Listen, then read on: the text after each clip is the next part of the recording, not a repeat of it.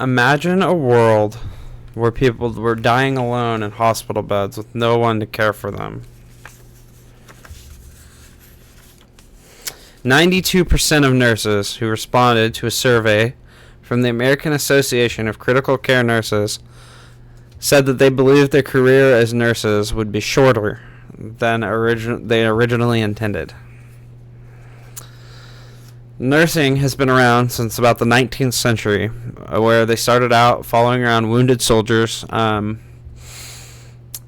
they'd follow around bands of soldiers and treat the wounded.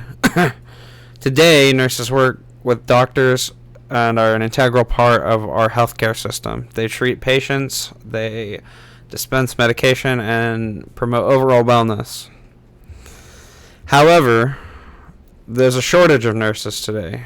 Projections done by Peter Boerhaus, PhD and RN, suggest that by the year 2025, we will be short about 250,000 nurses in America.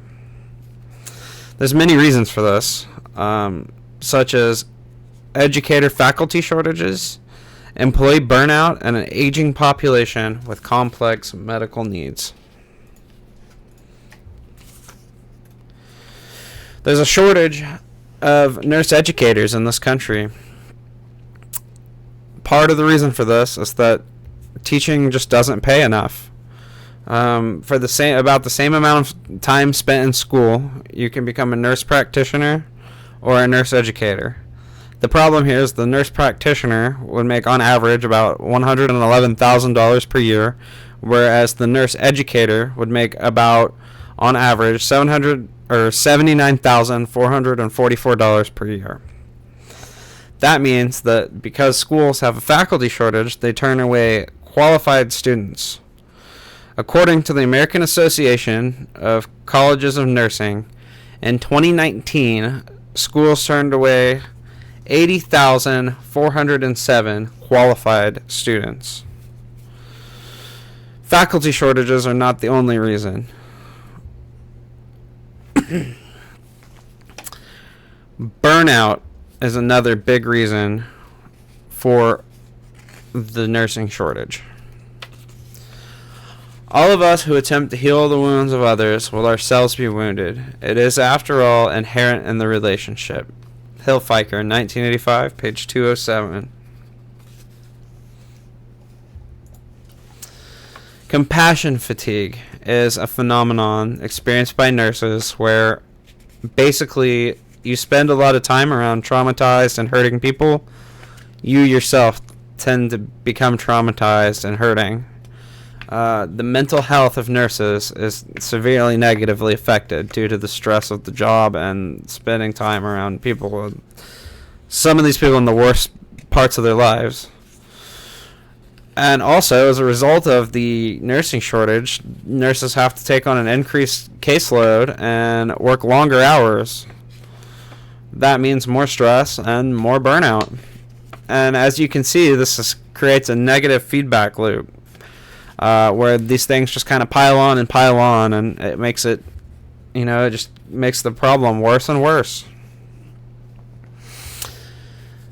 Finally, I'm going to talk about an increased complexity due to age.